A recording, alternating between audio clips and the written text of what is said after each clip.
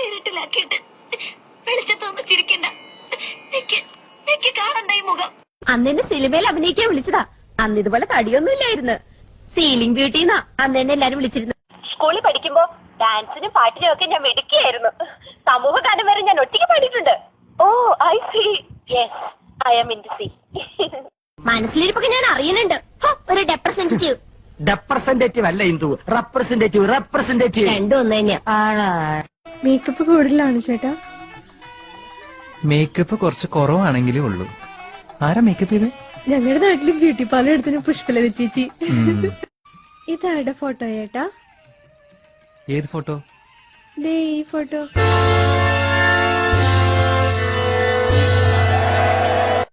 മൂന്ന് വയസ്സ് കഴിഞ്ഞ് 2 മാസമായപ്പോ പെട്ടെന്ന് എനിക്ക് 4 പല്ല് വന്നു. അത് തേക്കാൻ വേണ്ടി എന്റെ അച്ഛൻ എനിക്ക് ആദ്യം വാങ്ങിച്ചെന്ന ബ്രഷ് ഇത്.